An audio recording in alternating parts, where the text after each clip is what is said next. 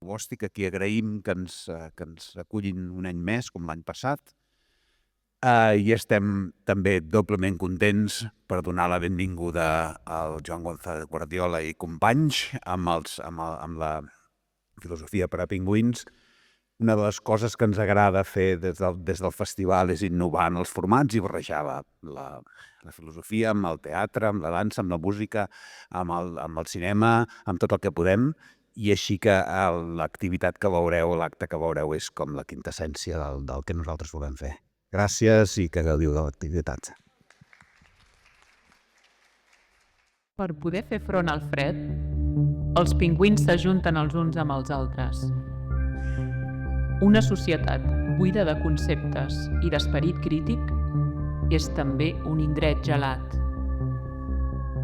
Per això, ens reunim sota l'ombra del tardocapitalisme, per empoderar-nos a través del pensament. La filosofia mai va ser ni tan transformadora ni tan necessària com ho és avui. Benvinguts i benvingudes a Filosofia per a pingüins.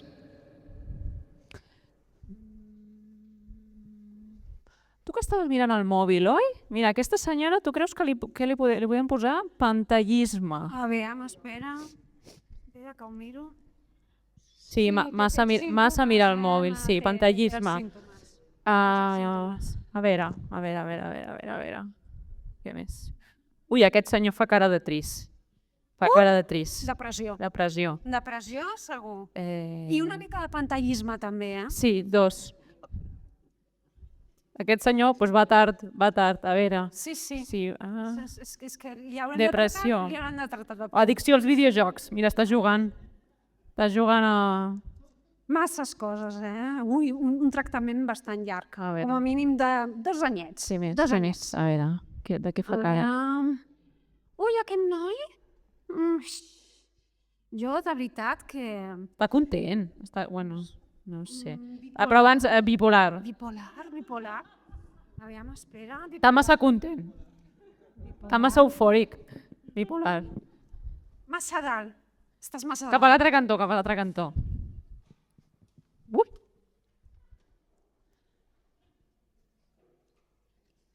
A veure...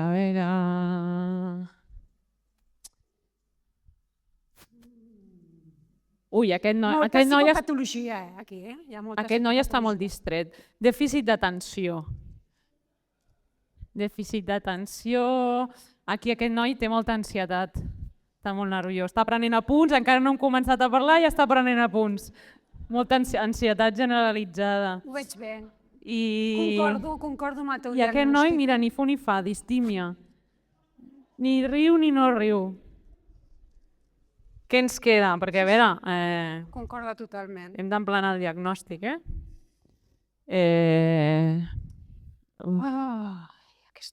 Aquesta noia, a mi de veritat que... Així com la veig... Jo la veig una... Autista? Autista. Ho tinc clar, autista. És autista. Bueno, va. És autista, ho tinc claríssim. Autista. Trastorn d'espectre autista. Doncs bueno, escolta, i jo tu et veig molt negativa, eh? Tu segur que no tens res, tampoc? Què vols que et digui? Potser te poso, eh?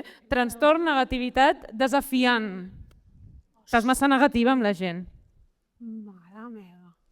Bueno, va, ho deixem ja. Sí. Que hem acabat aquesta ronda. Hem fet una bona feina.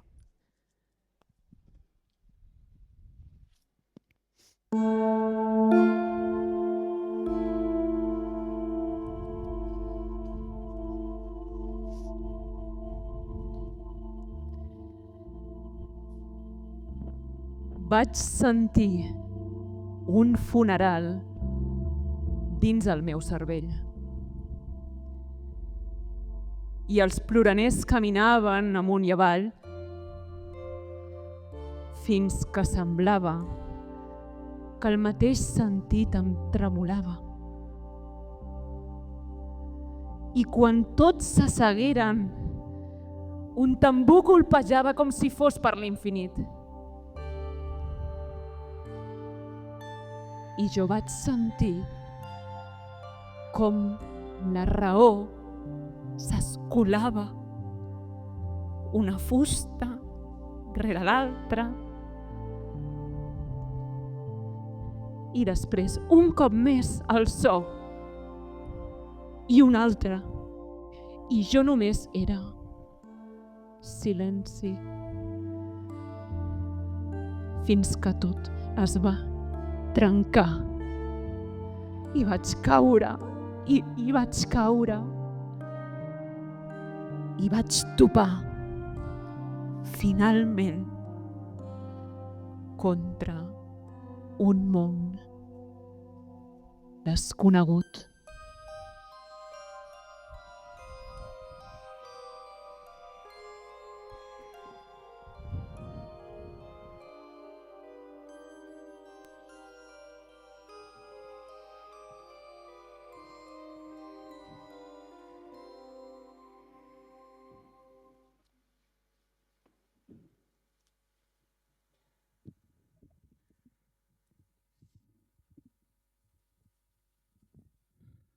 Versos de Emily Dickinson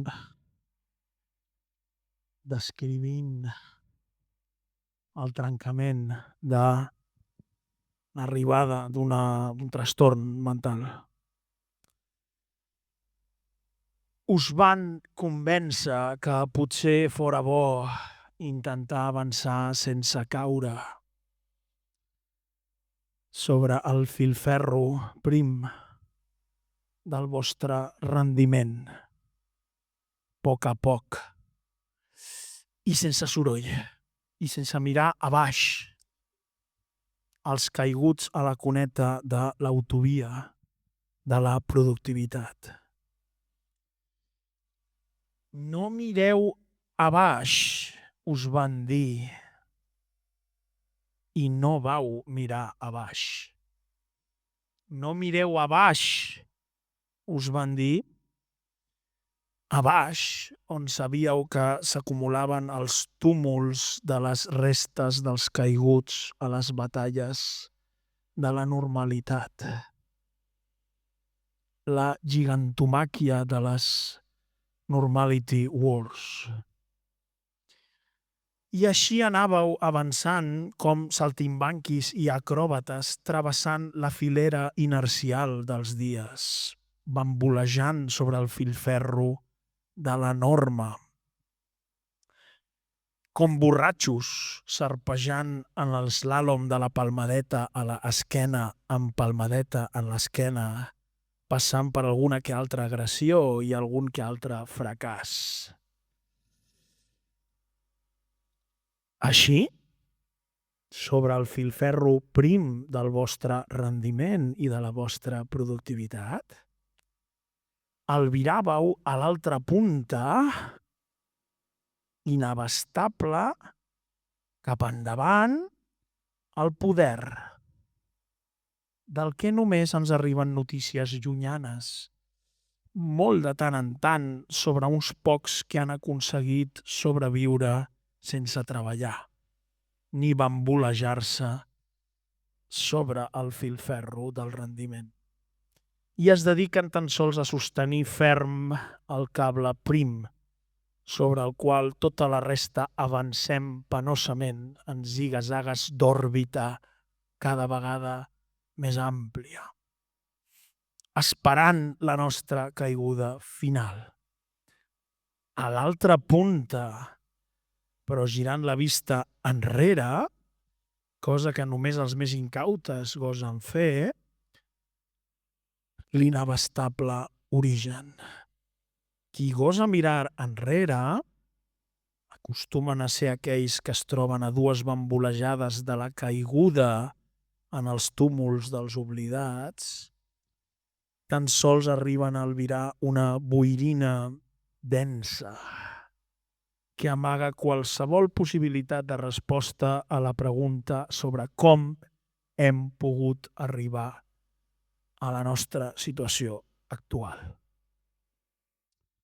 L'origen boirós s'amaga en la sedimentació de 1.000 petits gestos orientats a una esquifida comoditat petit burgesa fabricada d'automatismes insospitats i irrenunciables que ens va acabar col·locant sobre el filferro bambolejant. Pagaments amb targeta, Uber Eats, Globo, Canvas, Ryanair, Booking.com, Bizum, Alexa, OK Google, Dog Translator Simulator, Paquete Office de Microsoft, Bill i Melinda vetllant per la teva salut, Bezos que t'ho porta a la porta.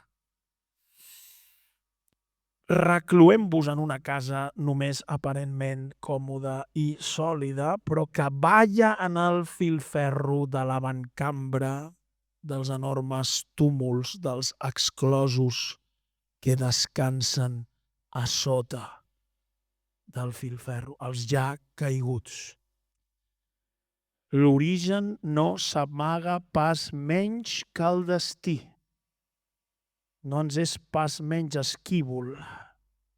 I veiem tots la dansa del filferro amb l'objectiu de no caure, mentre l'origen que ens va portar aquí es desdibuixa i la fita és inabastable. Qui cau i qui s'aguanta? És aquí on alguns aparents savis van pretendre il·luminar-nos amb el concepte de classes socials. Aquells que veieu sobre el filferro pertanyeu a una enorme massa informe, polpa de benestar acomodatici i sense ànima, batejada com a classe mitjana. Sense rostre, enormement diversa, només capaç de ballar sobre el filferro en ziga-zagues cada cop més àmplies, constantment amenaçada de precipitació. És el propi desenvolupament de l'habilitat per mantenir-nos dempeus sobre el filferro allò que tard o d'hora ens emmalaltirà. Ningú dels que teniu diagnòstic avui aquí us podeu treure l'etiqueta que us han posat a la solapa fins al final de l'esdeveniment d'avui, perquè passaran coses. Tot l'exèrcit de pròtesis cognitives destinat a ajudar-nos per continuar en el filferro i camuflar el benestar el que són augments de la nostra productivitat, ens emmalaltirà. Enormes bosses de classes mitjanes ballant sobre el filferro la dansa del rendiment, habituallades de pròtesis cognitives i absolutament emancipades. L'únic tret per formar part de l'enorme bossa emancipacionista i sense ànima consisteix en la productivitat. És productivitat, la paraula màgica que us permet continuar ballant sobre el filferro d'aquesta enorme classe social sense rostre i sense ànima, construïda en base de l'aparent emancipació dels antics senyors de la guerra i dels antics estaments. Aquesta única classe informe i sense rostre, condemnada a ballar sobre el filferro bambolejant de la productivitat, no va tenir en compte un petit detall. Allò que ens permet continuar ballant en el filferro ens emmalalteix. I això serà significatiu per la reconfiguració de les classes socials en el desplegament de la lluita de classes com a motor de la història. Parlant amb llenguatge marxista. Les pròtesis cognitives ens emmalalteixen, ens embogeixen i ens fan caure del filferro al mateix temps que són les que permeten que continuem ballant sobre ell. Allò que ens permet mantenir-nos en el filferro és allò que tard o d'hora ens farà caure del filferro. De manera que sobre la única classe informe i sense ànima es dibuixa una nova divisió de classes. Els que aguanten i els que emmalalteixen.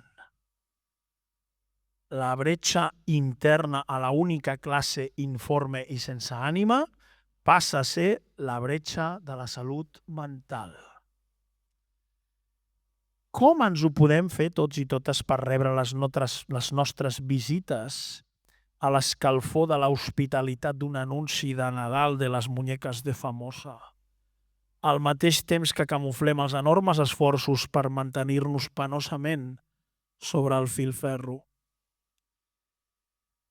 Abans, molt abans que els senyors del poder aixequessin i tensessin el filferro sobre el qual estava destinada a ballar tota la classe mitjana, tothom s'estava al seu lloc.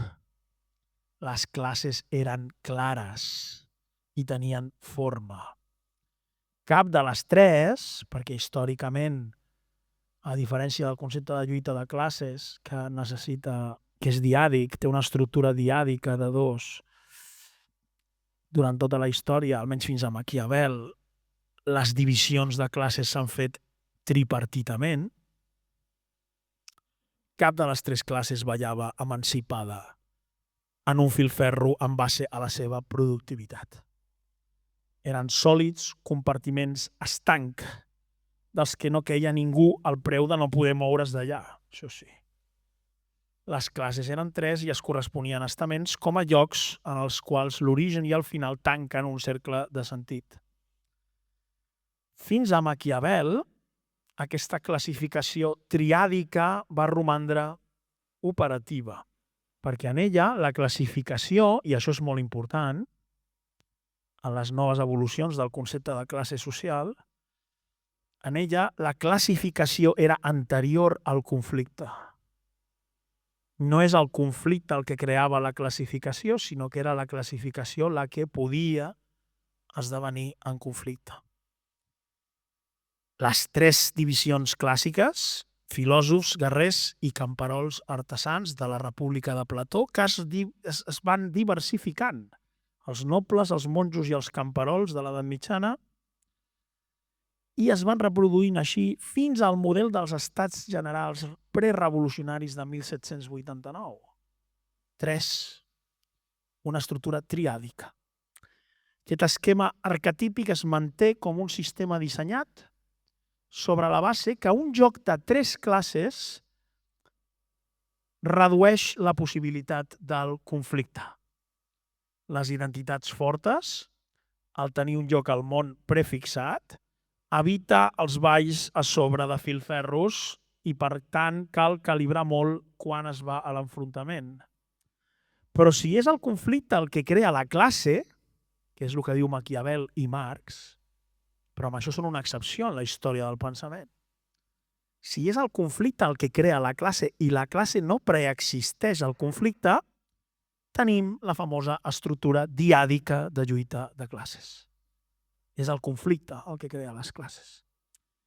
I aleshores tenim l'estructura dels que en el nostre moment aguanten o cauen. Sorgeixen els grups. Si ningú té una casa sota el sol o sota les estrelles, aleshores la guerra és anterior a tota agrupació. Patricis i plebeus. De l'antiga Roma és d'on Maquiavel treu el primer esquema al capítol 4 dels discursos sobre la primera dècada de Titus Livi, avançant-se 400 anys a Karl Marx i el seu concepte de lluita de classes com a motor de la història. Nosaltres ja treballem i veiem sobre el filferro de dues classes després de l'esclat de les noves tecnologies que ni Maquiavel ni Marx podien ni tan sols arribar a albirar. Els que ballen en el filferro i s'aguanten i els que emmalalteixen.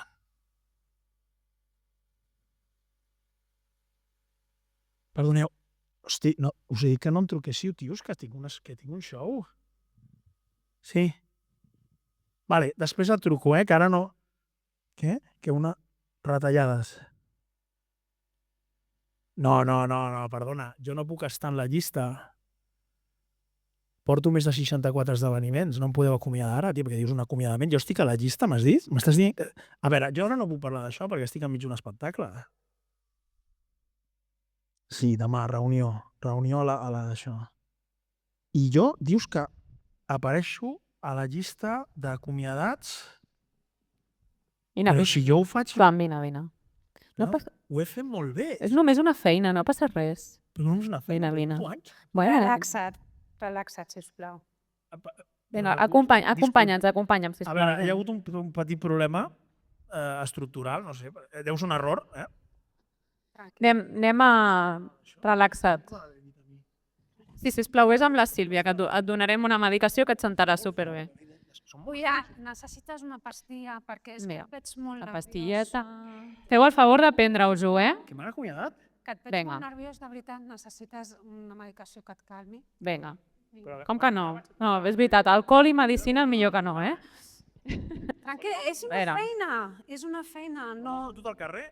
no passa res, una Feu el feina favor, només. Però el meu error quin ha estat? No he sigut però... Vinga, que us assentarà molt bé, Ara això. no parlis, pensa en ocellets, Sallots. pensa El pajarraco de jefe. en naturalesa. Respira. Aquí no n'heu pres, Agafa aire pel nas, Si això porta gluten i de tot, Sisplau. treu aire. I gelatina animal. Però ja passa. No ho entenc, ja no sé... Vinga, per aquí no en voleu? Ei. Enfermera, ja està bé de repartir fàrmacs, de posar etiquetes. Aquesta gent ha vingut al Barcelona, pensa, a parlar sobre salut mental i lluita de classes. Què és això de posar-li una etiqueta a cada persona que veiem? Això no és un consultori. Ni aquestes persones que tens aquí al davant són els teus pacients, sinó que són persones. I si hem vingut aquí a parlar sobre salut mental i lluita de classes, el que hauríem de fer és començar a pensar una mica plegats, no? Què ens fa sentir així? Qui s'enriqueix dels nostres malestars?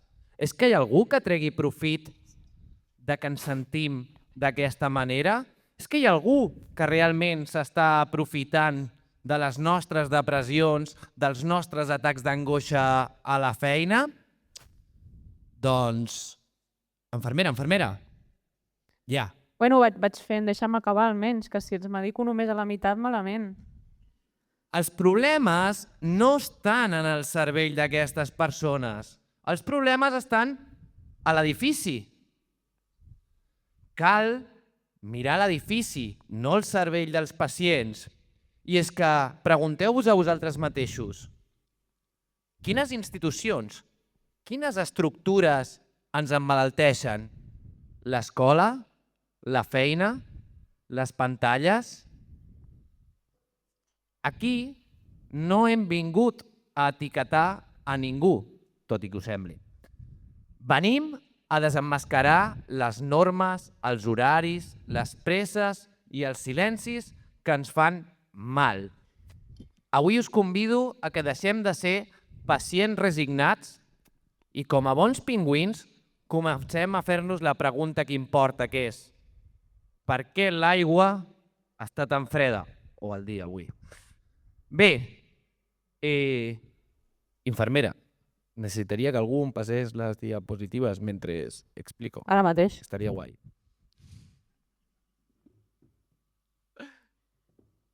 I és que, si parlem de salut mental i lluita de classes, hauríem de començar per entendre què és el que ens passa, no?, en aquesta societat capitalista.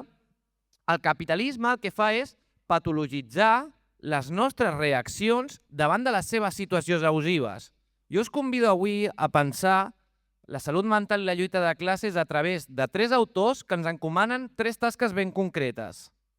Francesc Tosquelles, que ens parla de que hauríem de curar les institucions per curar-nos a nosaltres mateixos. Mark Fisher, que ens parla de com hauríem de desprivatitzar l'estrès i polititzar el malestar per afrontar el realisme capitalista. I per últim, Robert Chapman, que ens parla de com hauríem d'enderrocar el que ell anomena l'imperi de la normalitat. Però comencem a casa nostra. Francesc Tosquelles, pels que no el conegueu, és un psiquiatre nascut a la ciutat de Reus, va néixer l'any 1912 i va morir l'any 1994, i va ser militant del POUM durant la Guerra Civil i és pràcticament considerat un dels pares del que s'anomena la psiquiatria col·lectiva o la psiquiatria institucional. Ja durant la Guerra Civil, ell va fer diversos experiments en els quals va col·lectivitzar diversos hospitals psiquiàtrics en els quals s'atenia a gent que venia del front. Però va ser en el moment en el que el feixisme va guanyar la Guerra Civil a Espanya quan ell va ser destinat al camp de refugiats famós d'Argelers i allà va continuar, diguéssim, amb la seva pràctica poc convencional de la psiquiatria. I és que allà hi va muntar una escola i petits grups de debat com una manera de mantenir la salut mental dels refugiats que allà s'hi trobaven. Però és l'any 1940, quan ell arriba a un psiquiàtric a la població francesa de Sant Albert, enmig de l'ocupació nazi, i és capaç de convertir un manicomi en un espai de resistència, no només pels pacients, sinó en un espai de resistència, diguéssim, per tothom que volgués anar allà. Aquest manicomi va esdevenir una mena de laboratori en el qual s'experimentava amb noves formes de viure i amb noves formes d'intentar entendre com podem curar o com, diguéssim, podem solucionar els problemes que es deriven de la salut mental. I és que el que ens diu Tosquelles és que els hospitals tancats el que fan és segregar els seus propis símptomes i perpetuar les malalties que allí s'hi tracten. D'aquesta manera, ell ens proposava que el que havíem de fer era derrocar els murs, obrir els panys i lluitar contra la jerarquia i els hàbits. Com he dit al principi, el que cal és curar l'edifici. Les institucions en les quals habitem en el nostre dia a dia ens poden curar, com he dit, o ens poden emmalaltir. Un hospital tancat i jeràrquic, on els pacients són condemnats a la passivitat, genera i perpetua la patologia, segons les seves pròpies paraules. Ell va decidir que hi havia una forma diferent de fer psiquiatria. L'asil es va convertir en una comunitat democràtica. En el moment en què obrim el psiquiàtric al món, aquest esdevé un espai de cura. I és que la seva forma de fer psiquiatria va ser molt diferent al que es feia fins aleshores. Ell va organitzar un hort, un diari, que es diu El Tret d'Unió i que està publicat, diguéssim, tot el diari que feien allà els pacients i els propis metges, un bar i fins i tot obres de teatre que eren gestionats pels que, dit de manera tradicional, eren els pacients d'aquella institució psiquiàtrica. I és que la manera d'organitzar-se d'aquest psiquiàtric va ser a través de l'assemblearisme. Es feien assemblees regulars en les quals, que podríem dir que són com l'analogia perfecta del que eren els consells obrers en aquesta època de les col·lectivitzacions. En aquestes assemblees no només hi participaven els metges i era qui decidia què és el que havia de fer cada pacient, sinó que els pacients hi formaven part, i no només els pacients, sinó que els pagesos que vivien al voltant d'aquest psiquiàtric, que eren els que regentaven normalment el bar i les obres de teatre, participaven també d'aquestes assemblees per tal de decidir com es gestionava aquesta institució. És molt conegut el cas... És molt conegut el cas de Frantz Fanon, que potser a alguns us sona, és a dir, és psiquiatre i filòsof, feia filosofia política i és un dels més reconeguts autors, o per no dir el pare, de la teoria postcolonial. Es va refugiar a Sant Albén amb el doctor Francesc Tosquelles. I no només ell, sinó que també poetes com Paul Eluard van formar part de la vida d'aquella institució. I és que podríem dir que ell va aconseguir transformar aquella institució, diguéssim, tancada i que emmalaltia, en un poble asil on la vida cultural era una part fonamental de la seva teràpia. I de Tosquelles m'agradaria, i després en podem continuar parlant, però m'agradaria destacar com 3 lliçons que ens dona per entendre aquesta relació que existeix entre la salut mental i la lluita de classes. La primera de totes és que la salut mental és una qüestió política. Sempre ho ha estat. Les institucions que habitem, com us deia, són o terapèutiques o causants, literalment, del mal. Per curar-nos a nosaltres mateixos, hem de sortir del nostre cervell, hem de sortir dels nivells de serotonina i buscar les causes fora de nosaltres. A Sant Albén, el metge va passar de ser un amo a un facilitador. El pacient va passar de ser considerat un objecte a ser considerat un subjecte i el treball va ser canviat de la concepció del càstig a la cooperació. La segona de les grans idees de Tosquelles i que crec que és important per entendre aquesta relació entre la salut mental i la lluita de classes és que la cultura i l'art són precisament mitjans per la llibertat i la cura. En una època en la qual vivim, en la que diguéssim, totes les tècniques del benestar se'ns presenten de forma privada, els espais gratuïts i comunitaris en els quals crear poden esdevenir realment espais de cura. I per últim, i ara sí, una idea que a mi em sembla que hauríem de recordar més, i és que l'antipsiquiatria té arrels de classe. Suposo que alguns haureu... No, és que aquesta imatge no és. Endarrere. Aquesta. Suposo que alguns de vosaltres reconeixeu el frame d'aquesta pel·lícula famosa, Alguien voló sobre el nido del cuco, i que és precisament l'exemple il·lustratiu del que ens diu l'antipsiquiatria. L'antipsiquiatria és un moviment que nega la malaltia mental. Tot és una qüestió de responsabilitat individual. No sé si recordeu la pel·lícula, però la pel·lícula veiem a una persona que està sana mentalment i que és el fet d'entrar en la institució mèdica el que l'emmalalteix, no? I podríem pensar, però sí, justament és una mica el que denuncia Tosquelles, que són els hospitals els que ens emmalalteixen. Però clar, aquí hem de veure, i això ja ho diu Tosquelles en els seus escrits, que aquesta visió de la responsabilitat individual, de l'individu aïllat que és responsable de les seves patologies, és fer-li el joc al capitalisme. Ell, per exemple, Vesaglia, que va ser un psiquiatre italià que va intentar tancar tots els psiquiàtrics per decret, ell creu que aquesta no és una manera de fer, perquè si condemnem els pacients, és a dir, si tanquem la institució, els condemnem a la desatenció, i que precisament la resposta important a aquesta qüestió era la comunitària. Com integrem dintre de la vida comunitària aquestes persones que estan dintre d'una institució psiquiàtrica. Ara m'agradaria fer una mena d'experiment col·lectiu tosquellà, que seria simplement, vull dir...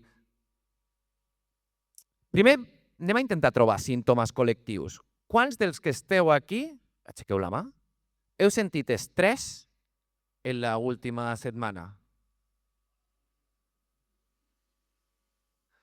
Quants dels que esteu aquí heu sentit ansietat en l'última setmana?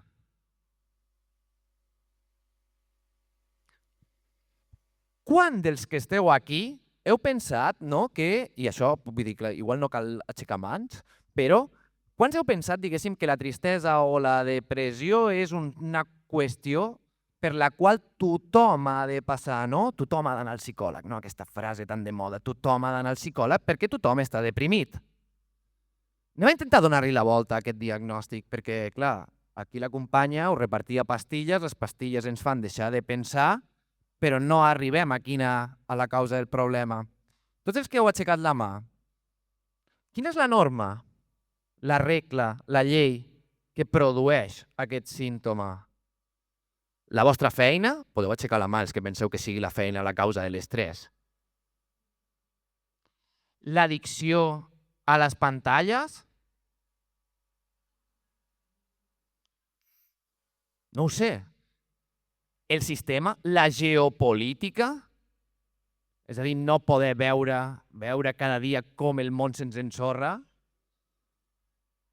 Doncs el que jo proposo és que en comptes de pensar de manera individual, pensem en quin seria el tractament comunitari a cadascun d'aquests malestars associats a la salut mental.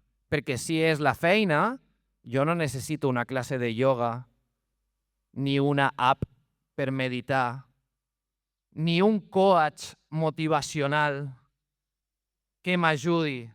Potser les respostes les hem de trobar fora del nostre cervell, en els murs, en les institucions que habitem, sí? En la societat en la qual vivim. Quan una institució està malalta, la gent que hi depèn n'emmalalteix.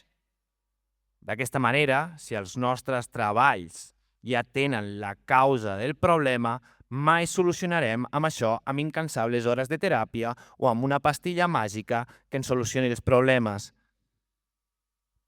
Però hi ha una diferència entre l'època de Tusquelles i la nostra. Tusquelles centra la seva activitat com a psiquiatre en les institucions. Però què passa avui en dia quan parlem de que hi ha una plaga de malalties mentals on escoltem que la depressió és gairebé com una mena d'epidèmia? El que us proposo en aquest sentit és fer un gir i passar de la crítica de les institucions a la crítica ideològica. I per això us convido a pensar amb Mark Fisher. Mark Fisher és un crític cultural, un filòsof, nascut a l'any 1968 i mort, precisament, diguéssim, després d'una depressió molt llarga per suïcidi l'any 2017, i que ens proposa aquest terme que segurament us sona a tots, que és el concepte del realisme capitalista. El realisme capitalista és aquesta idea en la qual ens trobem tots immersos que ens fa incapaços de pensar alternatives al sistema, ¿no? És aquesta famosa frase de Jameson de «Es más fácil imaginar el fin del mundo que el fin del capitalismo». I si no, penseu en la quantitat de pel·lícules que es fan sobre aquestes dues qüestions. I com actua el realisme capitalista? Bé, Fisher ens diu que el realisme capitalista el que fa és naturalitzar el sistema capitalista, plantejar-nos que el sistema capitalista és com les lleis natural, fixa, no hi ha una alternativa. Anem a plantejar-nos, doncs, com això, diguéssim, afecta la qüestió de la salut mental. I és que nosaltres, d'alguna manera, hem naturalitzat el malestar. A dia d'avui, tant la depressió com l'ansietat són tractades pels manuals, pels discursos mediàtics, com si fos una mena de fenomen químic individual sense cap mena de connexió amb les nostres condicions de vida. I tornant a Tusquelles, potser el problema no està en els nostres caps, sinó en els nostres caps, utilitzant ara el sinònim, utilitzant la polisèmia de la paraula, no? Bé, diu Fisher, la noció de malaltia mental com un problema químic o biològic individual posseeix avantatges enormes pel capitalisme. En primer lloc, és una idea que reforça l'impuls cap al subjecte aïllat. Si estàs malalt, és per culpa de la teva química cerebral. En segon lloc, és una noció que obre un mercat molt lucratiu per les companyies farmacèutiques internacionals despleguin tota una sèrie de productes i cures a aquest malestar. Si sents malestar, podem curar-te amb els nostres antidepressius. I és evident que tot trastorn, tota malaltia mental té una instància biològica, neurològica. Però no estem dient res sobre quina és la causa d'aquest malestar. Si volem buscar-nos les causes, potser no les hem de buscar ni en la biologia ni en la psiquiatria, sinó que les causes d'aquest malestar són causes socials i polítiques. I és que el realisme capitalista utilitza 3 mecanismes clars per tal de fer-nos pensar que aquest malestar que sentim és una cosa absolutament normal. La primera és aquesta que us deia de la naturalització del malestar. La depressió s'ha convertit en una mena de grip, no? És a dir, tu saps que tard o d'hora agafaràs la grip. Vull dir, ja pots prendre molta vitamina C al matí o no sé què, que algun dia et tocarà a tu. Nosaltres ara pensem en l'ansietat de la mateixa manera en la que pensem en la grip, com si fos una cosa estacionària i que no depèn del tot de nosaltres i per on tots hem de passar. A més, com us deia abans, hi ha solucions, fins i tot solucions en el món laboral, no? Fem una mica de mindfulness empresarial, fem una miqueta de meditació, fem una miqueta de team building, sí? És a dir, totes aquestes coses per tal de que puguem continuar produint. I això s'associa a un concepte que és molt interessant, que és el de voluntarisme màgic, no? You can do it. Si quieres, puedes. I si no pots, és culpa teva perquè no t'hi has esforçat suficient, cosa que ens encadena en aquesta roda de hàmster on no som capaços de sortir. A més, com deia abans, el segon mecanisme seria aquesta privatització de l'estrès. Tots estem estressats, però em sembla que és una cosa molt individual. Ui, si jo t'expliqués de la meva feina. Ui, si jo t'expliqués de la meva... Ui, tots, diguéssim, ho vivim, però mai ho pensem com un diagnòstic col·lectiu, sinó que moltes vegades, diguéssim, queda en l'àmbit de l'esfera privada.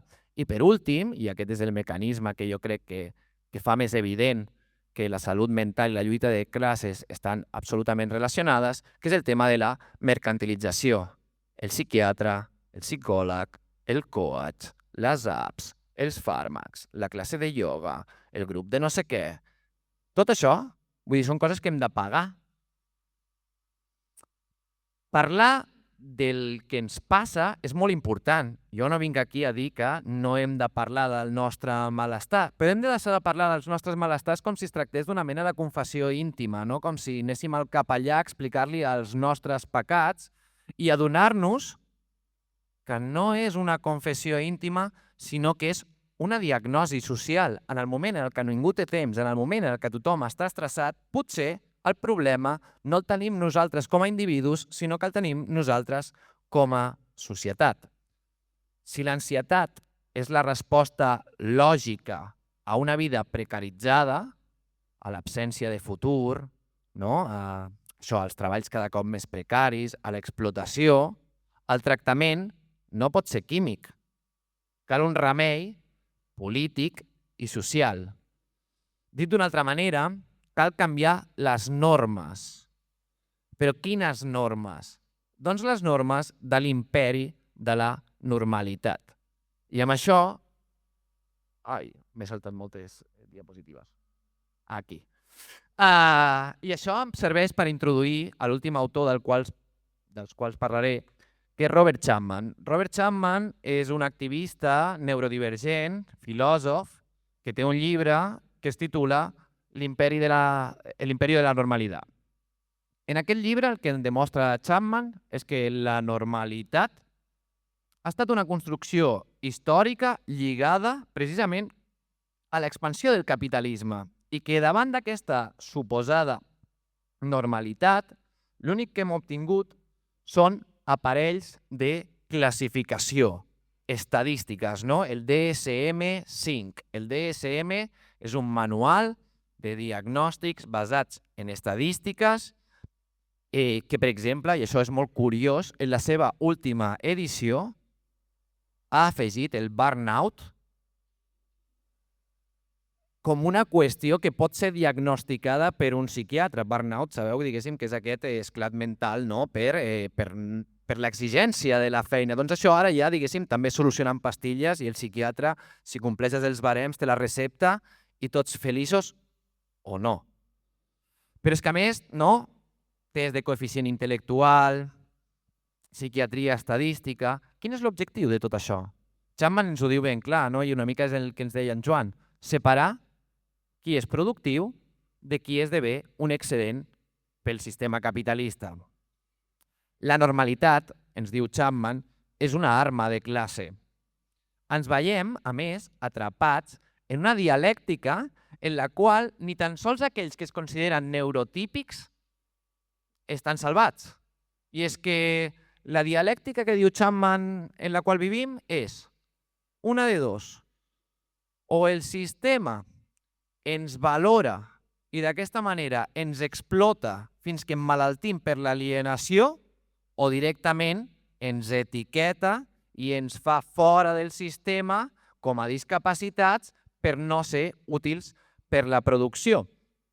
Bé, per tant, la qüestió és que el sistema capitalista, diguéssim, ens afecta per igual tant a neurotípics com a neurodivergents. Estem dintre d'una roda que és nociva tant per uns com pels altres. Un dels casos així que a mi em van cridar més l'atenció i que crec que és interessant de que hi pensant en aquesta qüestió de la lluita de classes i la salut mental, és el cas de l'autisme, no? Ell està dintre de l'espectre autista i és que els psiquiatres, els metges, pensaven que els autistes no tenien la capacitat de socialitzar. Això, diguéssim, fins a fa pocs anys en els DSM continuava apareixent d'aquesta manera. Però de sobte apareix una nova tecnologia al món, anomenada internet, i resulta que els autistes comencen a socialitzar entre ells. Resulta que en els fòrums d'internet es generen comunitats entre aquells que estaven allunyats de la norma. I de fet, avui en dia, i diguéssim això és una cosa que diu Chapman, certs trets de TEA o de TOC són valorats en determinades professions, com per exemple podria ser la programació informàtica. Però no ens enganyem. No hem emancipat a ningú. El capitalisme ha trobat la manera d'explotar també el que fins ara s'allunyava de la norma. I és que si el capitalisme ens categoritza i ens ordena segons la productivitat, no podem qüestionar el que hauríem de fer, és qüestionar precisament aquesta lògica de que únicament val la pena aquella vida que produeix. Intentant sintetitzar molt el pensament de Chapman, ho intentaré fer en 3 idees. La primera de totes és aquesta que us he dit, de que la normalitat és una arma de classe. Ja des d'un principi els sistemes de classificació, psicòlegs com Galton, que era, diguéssim, el cosí de Darwin, ja tenen l'objectiu de separar la població excedent de la població productiva. Això ho veiem cada vegada més, diguéssim, també amb aquesta qüestió de l'augment dels diagnòstics. La segona idea per pensar aquesta qüestió és que fa mal a tothom. No són els neurotípics els que exploten els neurodivergents, sinó que vivim en un sistema que ens explota a tots per igual. Per això, Chapman considera que l'única sortida a aquesta dialèctica és precisament plantejar l'alliberament a través de la unitat. Ell proposa un marxisme neurodivergent, internacionalista, on, diguéssim, sabeu què? Diguéssim, en el marxisme hem inclòs coses com la raça o el gènere dintre de la lluita de les esquerres. Ell diu que la neurodivergència hauria de ser també una d'aquestes coses que amb les que l'esquerra ha de lluitar per confrontar aquest realisme capitalista del que ens parlava Fisher. La cura és social, no privada. La diferència no l'hem d'entendre com a fragilitat, sinó com a potència revolucionària. Tampoc es tracta de romantitzar l'autisme, però sí d'entendre que hi ha un valor en la neurodiversitat que és igual d'important que el que, per exemple, li atorguem avui en dia a la biodiversitat a l'hora de la preservació dels ecosistemes. Bé, jo, per acabar, tinc una proposta de qui podria liderar aquest moviment internacionalista marxista neurodivergent.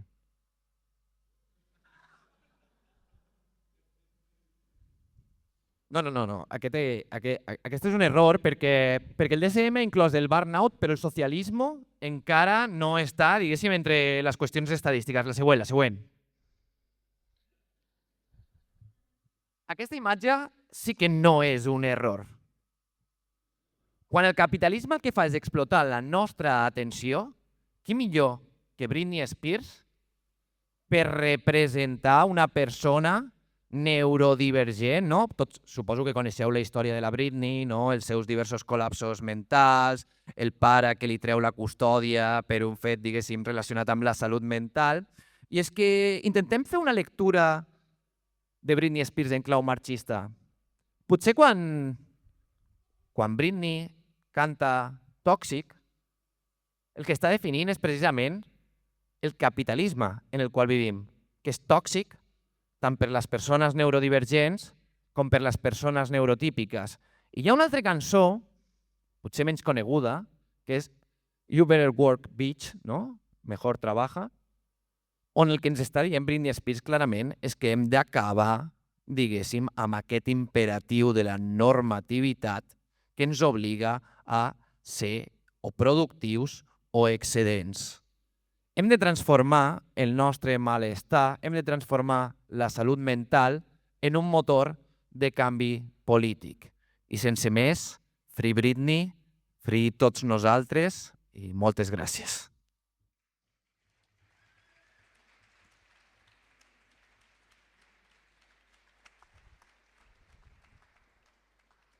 David, és que crec que ja ho he entès. Ja per fi ho he entès. A veure, pot aixecar la mà a les persones a les quals hem diagnosticat abans, sisplau?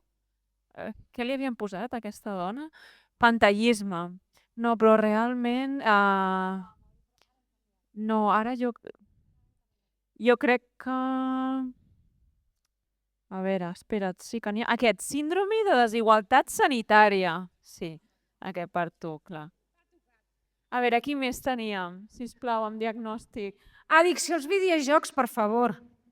Aquí la depressió... Ui, aquest ho tenia tot, Depressió, addicció als videojocs i també li havia dit pantallisme, o sigui, 3 diagnòstics. No, és perquè té ansietat per hiperconnexió digital.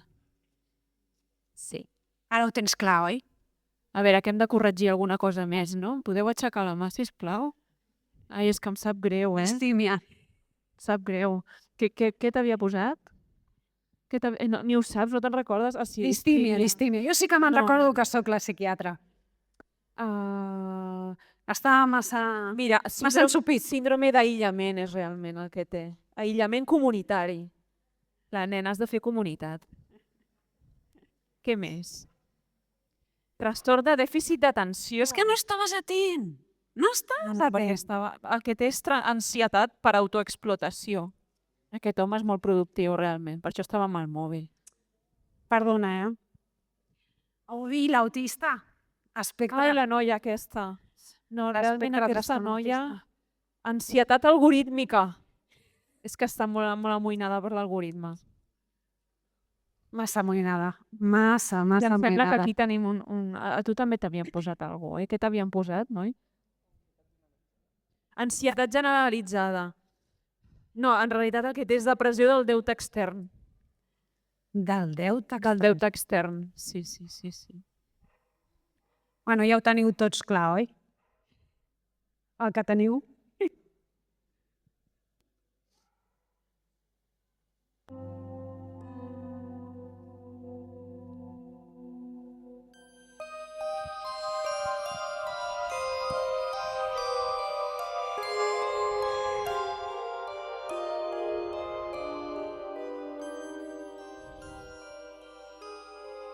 Ha arribat a urgències. Amb el cor a 200 i el sou a 900. El metge pregunta, és ansietat? I ella diu, no, és la vida. Diagnosa'm si vols, però no em tractis la persona com si visqués sola. Aquesta por té pedrera, té barri, té història.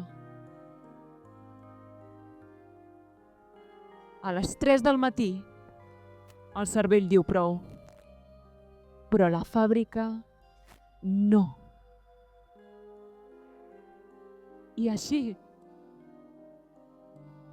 es fa un boig. No naixent, sinó repetint una rutina fins que la pell es cansatja. Digue'm que això és un problema individual i et rigoré a la cara.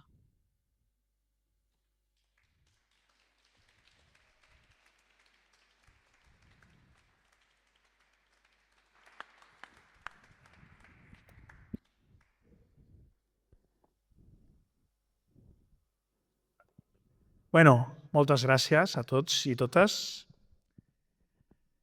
Això és filosofia per a pingüins. Moltes vegades ens pregunten per què filosofia per a pingüins es diu filosofia per a pingüins. Com sembla que ens estiguem enfotent de la gent.